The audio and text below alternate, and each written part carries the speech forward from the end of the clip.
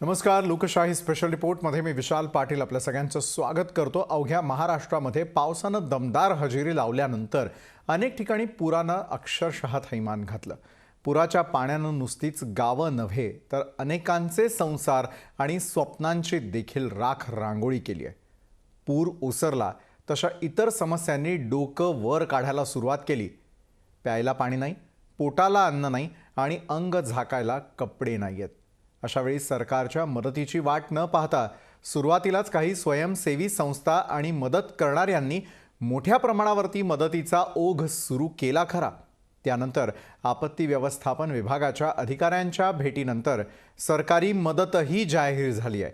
पण ही मदत पदरी कशी पाडून घ्यायची, मदत दिली जाताना मदतीसाठी समन्वय कसा साधला जाणार आहे, असे एक ना अनेक प्रश्न आता समोर आलेले आहेत. त्यामुळे मदतीच्या महापुरात नियोजनाचा अभाव असू नये यावरच करूया चर्चा आजच्या लोकशाही विशेषमध्ये.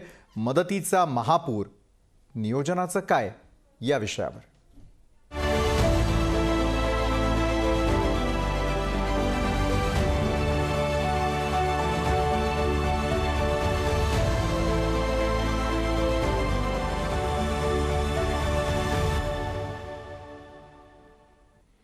आणि याच महत्त्वाच्या विषयाबाबत अधिक जाणून घेण्यासाठी आज आपण आमंत्रित केलेला आहे यूथ फॉर डेमोक्रेसी या संस्थेचे स्वयंसेवक रणजित देशमुख आपल्यासोबत आहेत. त्याचबरोबर पत्रकार प्रथमेश राणे आपल्यासोबत आहेत.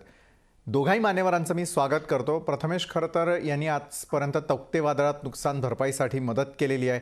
त्याचबरोबर काही मदतीसाठी लागणाऱ्या गोष्टींसाठी काही फॉर्मॅलिटीज कराव्या लागतात. त्यासाठीचे फॉर्म कसे भरावेत या संदर्भातली माहिती घरोघरी जाऊन देण्याचा प्रयत्न हा प्रथमेश राणे यांनी केलेला आहे. सुरुवात अर्थातच आपण रणजित देशमुख यांच्यापासून करणार आहोत. रणजित, या क्षणाला सर्वात मोठी समस्या महाराष्ट्रासमोर तीच आहे की पूर आला, पुरानंतर अनेक त्या ठिकाणी होणारे जे दौरे देखील सुरू झालेले आहेत. अनेक प्रकारच्या मदतींची घोषणा केली गेली किंवा स्वयंसेवी संस्थांची मदत आणि त्याचा ओघ हा पूरग्रस्त भागाकडे सुरू झालेला आहे. मात्र मुळात प्रश्न हाच निर्माण होतो, मदत कुणाच्या हातात द्यायची, मदत योग्य हातांमध्ये पडेल का, असे एक ना अनेक प्रश्न असतात. मग अशा वेळेला ज्यावेळेला प्रचंड प्रमाणामध्ये पूर येतो किंवा पूरजन्य परिस्थिती निर्माण होते त्यावेळेला मदतीचा ओघ योग्य रीतीने जाण्यासाठी सुरुवातीलाच काय करणं अत्यंत आवश्यक आहे. रणजित. नमस्कार. सर्वप्रथम मी यूथ फॉर डेमोक्रेसी तर्फे बाजू मांडण्यासाठी इथे आम्हाला संधी दिल्याबद्दल आभार मानतो. तर तुम्ही जो प्रश्न विचारला तो नक्कीच महत्त्वपूर्ण आहे की या पुराच्या सगळ्या समस्येनंतर मदत वेगवेगळ्या मार्फत केली जाते, पण ती गरजू व्यक्तींपर्यंत कशी पोहोचता येईल हा महत्त्वाचा प्रश्न उरतो. तर मदतीचं 2-3 स्वरूप आपल्याला सांगतात की इमिजिएट म्हणजे पूर ओसरल्यानंतर जी इमिजिएट मदत दिली पाहिजे ती एक, आणि त्यानंतर लॉंग टर्म ज्याला आपण म्हणतो दीर्घकालीन उपाययोजनांमध्ये काही मदत करणं गरजेचं आहे. तर यूथ फॉर डेमोक्रेसी हा जो समविचारी तरुणांचा जो गट आहे तो गेल्या साधारणतः 7 वर्षापासून कार्यरत आहे. 2019 मध्ये सांगली कोल्हापूर भागात जो महापूर आला होता त्या महापुरामध्येही यूथ फॉर डेमोक्रेसीच्या वतीने वेगवेगळ्या स्तरांवरती उपाययोजना आणि मदत कार्य केले गेलं होतं. सो एक प्रकारे आमच्या मागे तो एक अनुभव होता आणि त्यानुसार मग सगळ्यात महत्वाचा भाग यामध्ये आम्ही असा निश्चित केलेला आहे की स्थानिक जे लोक आहेत त्यांना या कामामध्ये इन्व्हॉल्व करून घ्यायचं. ज्या पद्धतीने यूथ फॉर डेमोक्रेसीचे महाराष्ट्रभर वेगवेगळे जिल्ह्यामधून वेगवेगळ्या क्षेत्रामध्ये काम करणारे लोक आहेत. कोण वकील आहे, कोण इंजिनियर आहे, कोण उद्योजक आहेत, शेतकरी आहेत, इव्हन UAE, दुबई वगैरे या भागामध्ये काम करणारेही आमचे मित्र ह्यामध्ये सक्रिय सहभाग नोंदवत आहेत. तर मदत योग्य ठिकाणी पोहोचण्यासाठी सगळ्यात महत्वाचा आमच्या दृष्टीने जो महत्वाचा जी कडी ज्याला आपण म्हणतो की ही आहे की स्थानिक जे लोक आहेत, म्हणजे आमच्या ग्रुपमधले काही त्या भागातले मित्र आणि स्वयंसेवक आहेत त्यांना आम्ही या कामामध्ये इन्व्हॉल्व करून घेतलंय, जेणेकरून त्या भागामध्ये नक्की कुणाला आणि कशा पद्धतीने परिणामकारक पद्धतीने मदत आपल्याला पोहोचवता येईल. नक्कीच रणजित, हे लक्षात आलं ज्या वेळेला मदतीची अपेक्षा असते त्यावेळेला प्राथमिक गरजा पुरवणं हे अत्यंत आवश्यक असतं. यावेळेला आपल्यासोबत प्रथमेश राणे देखील आहेत, ज्यांनी यापूर्वी प्रचंड प्रमाणामध्ये काम केलेलं आहे. प्रथमेश, पहिला आणि महत्त्वाचा प्रश्न की मदतीचा ओघ सुरू झालेला आहे. नियोजनाचा अभाव अनेक ठिकाणी असल्याचं पाहायला मिळतं. ज्यावेळेला घरामध्ये कुठल्याच वस्तू शिल्लक राहिलेल्या नाही आहेत, पुन्हा एकदा मोडलेला संसार उभा करायची वेळ येते, सरकारी मदतही जाहीर होते. म्हणजे एका बाजूला मदतकर्त्यांचे हात तर पुढे आलेले असतात, अनेक गाड्या भरून त्या ठिकाणी मदत पोहोचताना दिसते. मात्र सरकारी पातळीवरती ज्यावेळेला मदत दिली जात असते, घोषणा होते, मात्र ती आपल्या पदरात पाडून घेण्यासाठी असलेली प्रोसेस जी आहे ती व्यवस्थितरित्या समजावून सांगितली जात नाही. रणजित यांनी जसं सांगितलं की तिथल्या स्थानिकांना सोबत घेऊन हे काम पूर्ण करावं लागतं. प्रथमेश, यावेळेला सरकारी यंत्रणा असतील किंवा त्यांच्याकडून केली जाणारी मदत असेल, तुमच्या आमच्या खात्यापर्यंत येण्यासाठी नेमकं काय करायला हवं? अनेक प्रकारच्या अडचणी आहेत. अनेकांजवळ आज साधं ओळखपत्रही नसेल की ही व्यक्ती त्या मदतीसाठी पात्र आहे किंवा नाही आहे. अशा वेळेला काय काय करणं शक्य असतं? प्रथमेश. बरोबर. महत्वाचा मुद्दा आता इथे एक लक्षात घेणं गरजेचं आहे की एक सकारात्मक बाब आहे ती म्हणजे मुख्यमंत्र्यांनी सांगितलेलं आहे की तुमचं ओळखपत्र किंवा काही नसलं तरी चालेल, आम्ही तुमच्यापर्यंत मदत पोहोचवू. बरोबर. हा एक सकारात्मक दिलासा यावी आहे. पण मुद्दा कसा येतो जेव्हा एखादी नैसर्गिक आपत्ती घडून जाते, मग तो तौक्ती चक्रीवादळ असेल किंवा आताचा महापूर असेल, ह्यात दोन फरक आहेत. ते म्हणजे तौक्ती चक्रीवादळ झाल्यानंतर पंचनामा करणं अत्यंत गरजेचं होतं, तरच तुम्हाला ती मदत मिळणार होती. आता शासनाने थेट 10,000 रुपयाची रोख मदत जाहीर केलेली आहे आणि 5,000 रुपये तुमच्या इतर अन्नधान्य खरेदीसाठी, गरजा आहेत अन्नधान्य खरेदीसाठी, त्यासाठी दिलेले आहेत. आता राहिला प्रश्न जे इतर नुकसान आहे, मग ते घरातलं असेल किंवा शेती आणि सगळ्या दृष्टीने असेल, त्याच्यासाठी पंचनामे भरणं अत्यंत गरजेचं आहे. आणि शासनाच्या लेखी कागदाला प्रचंड महत्व असतं. त्याच्यामुळे पंचनामे जोपर्यंत आपण भरत नाही तोपर्यंत आपल्याला मदत मिळत नाही, हे आपल्या कोकणातल्या लोकांनी समजून घेणं गरजेचं आहे. कारण जेव्हा आम्ही तौक्ते चक्रीवादळाबद्दल हे करत होतो, जनजागृती करत होतो, तर त्यावेळी आम्हाला लक्षात आलं की जवळपास 60 ते 70% लोकांनीच फक्त पंचनामे भरलेले आहेत. 40% अजूनही अशी लोक आहेत की ज्यांनी पंचनामे भरलेले नाहीयेत आणि त्याच्यामुळे त्यांना मदत मिळणार नाहीये. त्याच्यामुळे आता चिपळूणचा महापूर होऊन गेल्यानंतर शासनासोबत कोऑर्डिनेट करून आपल्या लोकांनी तात्काळ पंचनामे जर भरण्याची गरज असेल, शासनाने तशी अट घातली असेल, तर ते पंचनामे भरून घेणं गरजेचं आहे. आणि पंचनामे भरणं फार काही कठीण प्रोसेस नाहीये. तुमच्याकडे ती पंचयादी असते, शासनाकडे असते, तहसीलदाराकडे असते. ती पंचयादी तुम्हाला भरून ती सबमिट करायची असते. नॉर्मल केसमध्ये तलाठी तुमच्या घरापर्यंत येतो आणि ती पंचयादी भरून घेऊन जातो. पण अनेकदा असं होतं की आपल्या कोकणामध्ये काही लोक हे सुखवस्तीसाठी किंवा नोकरी निमित्त मुंबईमध्ये आलेले आहेत. त्याच्यामुळे त्यांना तिथे जाऊन ते भरणं गरजेचं आहे किंवा त्यांच्या शेजाऱ्यांनी त्याच्यासाठी प्राधान्याने ती भरून घेणं गरजेचं आहे. हा पहिला मुद्दा. दुसरा मुद्दा, आता मदतीचा ओघ प्रचंड वाढलेला आहे कोकणामध्ये, पण दुर्दैवाने इथे नियोजनाचा अभाव दिसत असल्यामुळे ती मदत प्रत्येकापर्यंत पोहोचेल का, हा थोडासा कळीचा मुद्दा आहे. त्याच्यासाठी शासनाने तात्काळ तालुका स्तरावर एक समिती गठीत केली पाहिजे, जी समिती फक्त चिपळूणला निघालेल्या सर्व संस्थांची ज्या काही संघटना आहेत त्यांची नोंदणी करेल, त्यांनी काय काय मदत आली आहे त्याची यादी करेल आणि त्यांना माहिती आहे, त्यांना ग्राउंड लेवलला माहिती की कुठे कुठे जास्तीत जास्त नुकसान झालेलं आहे. आता काय होतंय, आपण एक चिपळूण पकडून चाललेलो आहोत, पण चिपळूणच्या आजूबाजूची गाव आहेत. चिपळूण आपण एक तालुका स्तरावर आपण पकडून चालू, पण आजूबाजूला जी गावं आहेत जी अफेक्ट झालेली आहेत, त्याच्यामुळे त्या प्रत्येक ह्याच्यापर्यंत मदत पोहोचणं गरजेचं आहे. त्याच्यामुळे शासनाने या क्षणी पहिली म्हणजे एक समिती गठीत केली पाहिजे, ज्या समितीकडे चिपळूणमध्ये तुम्ही आलात मदत घेऊन किंवा महाडमध्ये गेलात तुम्ही मदत घेऊन, जिथे कुठे जाल तुम्ही, तिथे ती समिती तुमची पहिली नोंद करून घेईल. तुम्ही काय पद्धतीची मदत आणलेली आहे, तुम्ही जीवनावश्यक वस्तू आणलेल्या आहेत, तुम्ही आर्थिक मदत आणलेली आहे, तुम्ही पाणी जे काही असेल त्याची नोंद करून घेतली जाईल. आणि ज्या ज्या भागामध्ये जशी जशी गरज आहे, जिथे जिथे रिक्वायरमेंट आहे, त्या त्या विभागामध्ये ती मदत गेली पाहिजे. कपड्यांच्या बाबतीत एक महत्वाची गोष्ट, फक्त आपल्या जी मदत प्रत्येक जण चांगल्या हेतूनेच करतो, मात्र मागच्या काही जे महापूर आले किंवा मदत कार्य झाली त्याच्यामध्ये एक गोष्ट फक्त एक दिसून आली, ती म्हणजे घरातले जुने कपडे काढले जातात ह्या प्रसंगी. देण्यामागचा हेतू खूप चांगला असतो, मात्र अनेकदा ही मदत तिकडे स्वीकारली जात नाही. त्याच्यामुळे जर तुम्ही सांगली आणि कोल्हापूर मागचा जो महापूर झाला तेव्हा जर तुम्ही जर मदत मिळाल्यानंतरच्या काही दिवसानंतर जर तुम्ही गेला तर तुम्हाला तिथे गोष्ट निदर्शनास आली असती की ते कपड्यांचे ढीग पडलेले होते, ते कोणी त्याला हात लावला नाही. त्याच्यामुळे ह्या काही महत्वाच्या गोष्टी आहेत ज्या आपल्याला लक्षात ह्या दरम्यान नक्कीच घेतल्या खरोखर आहे. पाहिजे. प्रथमेश ज्यावेळेला आपण मदत करत असतो ती चांगल्या हृदयाने ती मदत करत असताना त्याचं भानही ठेवणं गरजेचं आहे. कारण आपण वापरलेल्या वस्तू देण्यापेक्षा त्या ठिकाणी या क्षणाला काय किती अत्यंत आवश्यक आहे हे पोहोचणं गरजेचं असतं. रणजित देशमुख यांच्याकडे पुन्हा एकदा जाऊयात. रणजित, त्या ठिकाणी अनेक जण आहेत, म्हणजे कोकणवासियांचं पाहायला गेलो किंवा आपण कोल्हापूर, सांगली, सातारा या परिसरातही पाहिलं असेल तर प्रत्येक जण जो आहे तो स्वयंशिस्तीनं त्या ठिकाणी पुन्हा एकदा मोडलेला संसार उभं करण्यासाठी तयार असल्याचा दिसतो. मदतीच्या ओघासंदर्भात बोलत असताना रणजित विचारावं असं वाटतं की सरकार एका बाजूला सरकारी पातळीवरती थेटपणे आर्थिक मदत देऊ इच्छितोय, मात्र ही मदत तुमच्या खात्यात जमा होईल किंवा थेटपणे तुम्हाला कॅश दिली जाऊ शकते. मात्र जीवनावश्यक वस्तूंचा अशा वेळेला सगळ्यात जो आहे तो प्रादुर्भाव त्या ठिकाणी जाणवताना आपल्याला दिसतोय.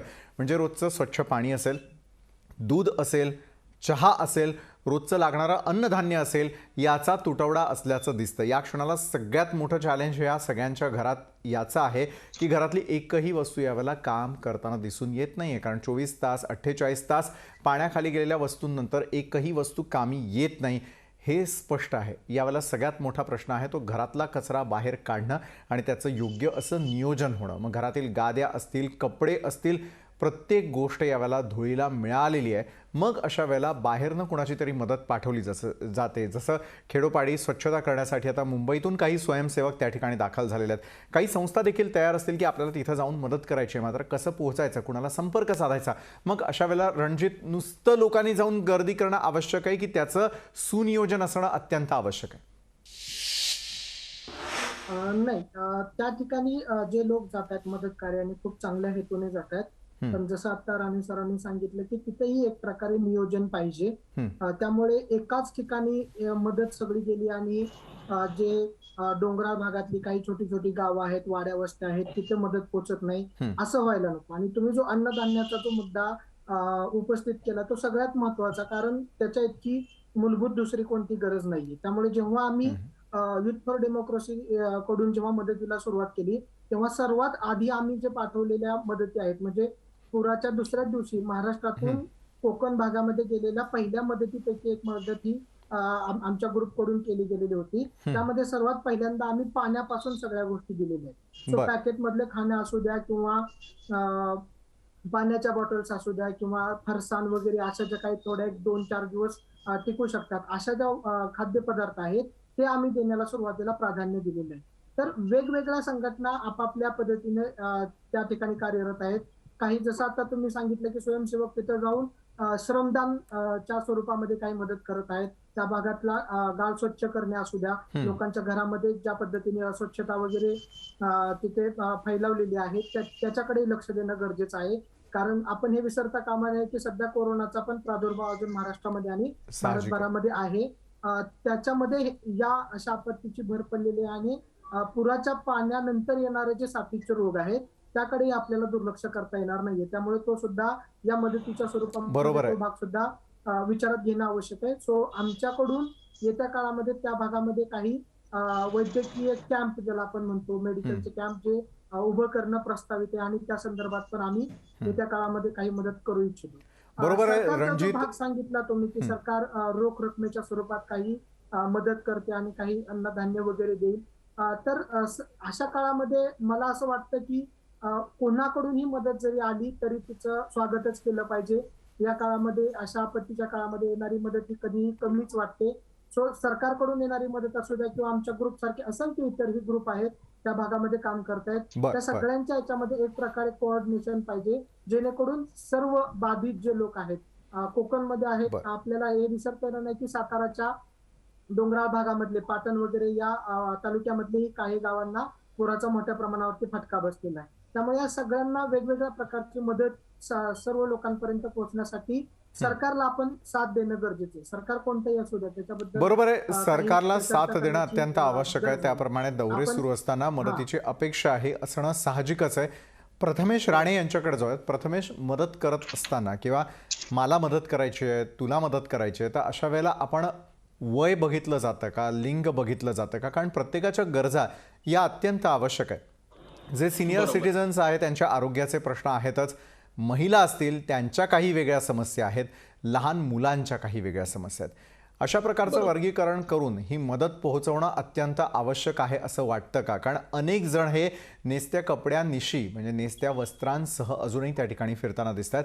साधे कपडे नाही आहेत खरंय. किंवा इनरवेअर्स यावरती खरं तर बोललं जात नाही. मात्र आज मदतीचा ओघ जात असताना या गोष्टींकडे लक्ष वेधून घेणं किती आवश्यक आहे? कारण लहान मुलांच्या गरजा वेगळ्या आहेत, महिलांच्या, स्त्रियांच्या, लहान मुलींच्या गरजा वेगळ्या आहेत, पुरुषांच्या गरजा वेगळ्या आहेत आणि सिनियर सिटिझन्सच्या गरजा वेगळ्या आहेत. यावरती आपण खुलेपणानं बोलणं गरजेचं आहे आणि एखादी मदत जर आपण पोहोचवत असू तर त्यानुसार ही यादी कुठल्या कुठल्या वर्गीकरणामध्ये असायला हवी असं वाटतंय? प्रथमेश. ओके, फार महत्वाचा मुद्दा आणि तुम्ही म्हटलं तसं की यावर फारसं बोललं जात नाही. पण एक चांगली गोष्ट अशी दिसते, मी अनेक व्हॉट्सअप ग्रुपवर आहे जिथे बद्दल चर्चा सुरू आहे वेगवेगळ्या संघटनांमार्फत आणि वेगवेगळ्या गोष्टींबाबत. तर याच्यामध्ये मला दिसून आलं की इनरवेअर असतील किंवा इतर गोष्टी असतील, सॅनिटरी पॅड असतील, नॅपकिन्स तर त्याच्याबद्दल बोललं जातंय किती नग न्यायचे आहेत किंवा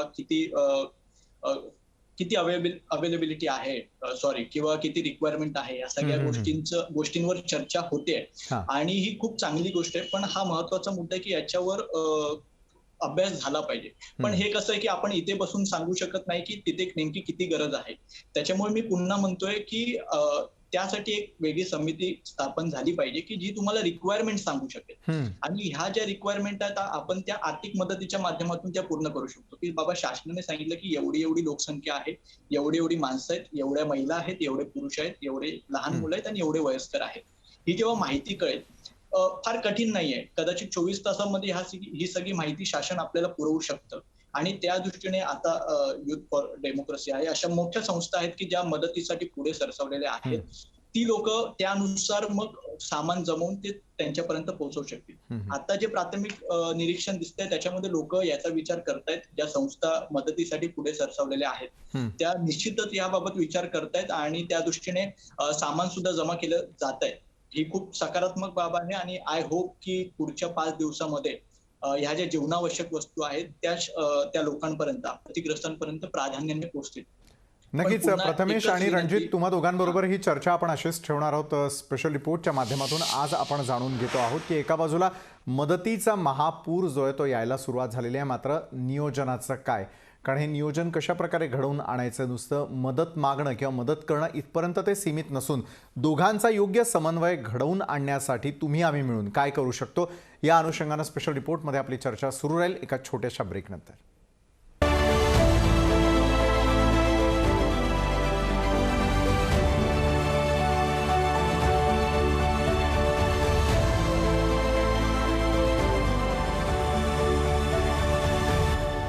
नंतर आपल्या सगळ्यांचं पुन्हा एकदा स्वागत. संपूर्ण राज्यावरती ओढावलेल्या संकटाचा सर्वाधिक परिणाम हा कोकण आणि पश्चिम महाराष्ट्रामध्ये जाणवतोय. त्या ठिकाणी मदतीचा महापूर तर सुरू झालेला आहे, मात्र समन्वयाचा अभाव हे एक महत्त्वाचं कारण आहे. शासन प्रशासन आपापल्या स्तरावरती काम करत असताना अनेक स्वयंसेवक हे पुढे येत आहेत आणि त्यासाठी काम करत आहेत. आमचे अनेक प्रेक्षक असतील ज्यांना हा मदत जो आहे किंवा ही मदत जी आहे ती पोहोचवण्याचा त्या ठिकाणी खूप प्रचंड प्रमाणामध्ये इच्छा असेल, मात्र समन्वय कसा साधायचा, कुणाशी संपर्क साधायचा हे मात्र अशा वेळेला कळत नाही. आणि तोच समन्वय घडवून आणण्यासाठी स्पेशल रिपोर्टमध्ये आज आपण आमंत्रित केलेला आहे युथ फॉर डेमोक्रेसीचे स्वयंसेवक रणजित देशमुख आणि तौक्तेवादात नुकसान भरपाई असेल किंवा इतर महत्त्वाच्या विषयांवरती जनजागृती करणारे पत्रकार प्रथमेश राणे आपल्यासोबत आहे.